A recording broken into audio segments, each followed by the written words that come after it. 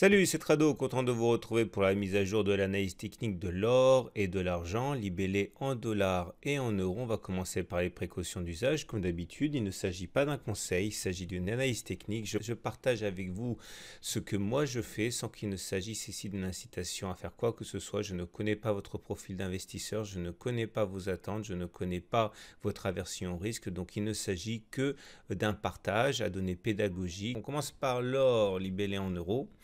Et l'or libellé en euros a commis l'irréparable, entre guillemets, cette fin de mois en cassant ce canal ascendant orange ici. Et ce canal orange cassé laisse la voie maintenant à un nouveau test d'une zone de support ici qui est ici figurée en mauve. C'est une zone qui a tenu tout au long du mois de toute l'année 2017, qui n'a pas été cassée depuis 2016, sur laquelle on a rebondi assez facilement.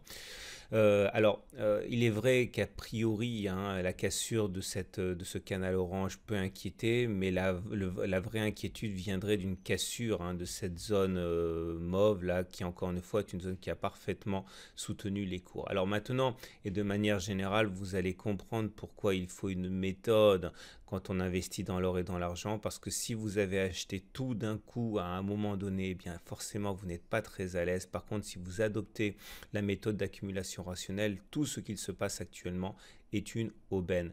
On descend d'une unité de temps. On est en données hebdomadaires, donc c'est toujours pour l'or en euros, le seul graphique qui tienne pour les investisseurs de la zone euro en or. On voit d'abord pour commencer que la zone des 35 475 est définitivement une zone qui sera difficile à passer, c'est une zone de résistance ici. Vous voyez, on a bloqué sans cesse. Et derrière, il y a toujours les 36 430 qui seront également difficiles à passer. Toutes ces zones de résistance, 37 000, 38 000 sont des barrages. Et on a également une zone de support dont maintenant on peut vraiment penser qu'elle sera visitée très prochainement. C'est la zone des 34 140 sur laquelle on a rebondi, je l'ai dit, depuis mars en fait, ici, mars 2016. C'est une zone qui n'a jamais été cassée de manière convaincante à la baisse. Donc il y a véritablement ici une zone d'accumulation. Je vous rappelle que selon la méthode d'accumulation rationnelle, il faut acheter en plusieurs fois, pas en une fois, et acheter lorsque l'on revient sur des supports ou lorsque l'on casse des résistances. Donc 34 140 sera définitivement une zone d'accumulation.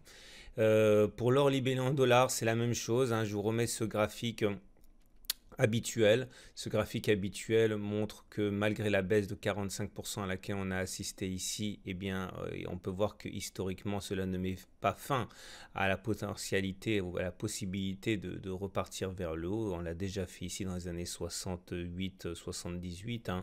On est monté de 500%.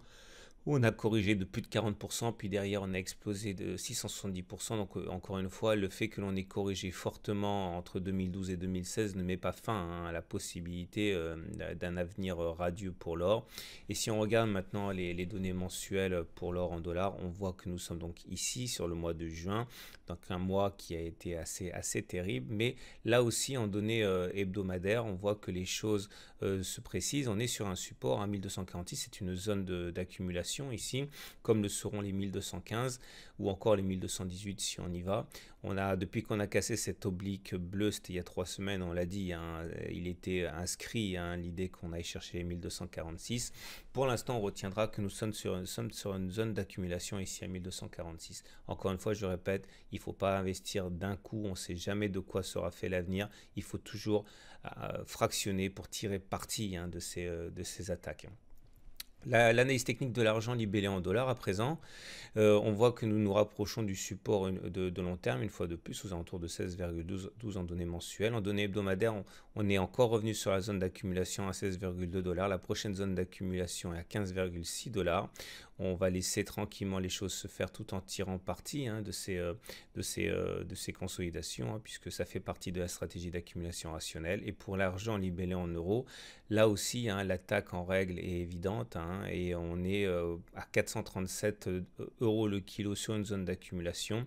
La prochaine zone d'accumulation sera à 428. Ce sont des zones sur lesquelles il est plus logique d'investir qu'à n'importe quel autre moment, puisque ce sont des zones où des impulsions haussières sont plus probables qu'à d'autres moments. Voilà, il ne me reste plus qu'à vous souhaiter une très bonne journée. Si vous voulez en savoir plus sur la raison pour laquelle j'ai investi à titre personnel dans l'or et dans l'argent, et également sur la méthode d'accumulation rationnelle que j'applique à l'or et à l'argent, n'hésitez pas à vous procurer mon module de formation ici. Et si vous cherchez un partenaire de confiance permettant d'appliquer la méthode d'accumulation rationnelle, je recommande chaudement aucoffre.com qui permet d'investir dans l'or et dans l'argent des 1 gramme, ce qui permet forcément de multiplier les entrées et d'adapter au mieux la stratégie d'accumulation rationnelle à votre investissement en métaux précieux.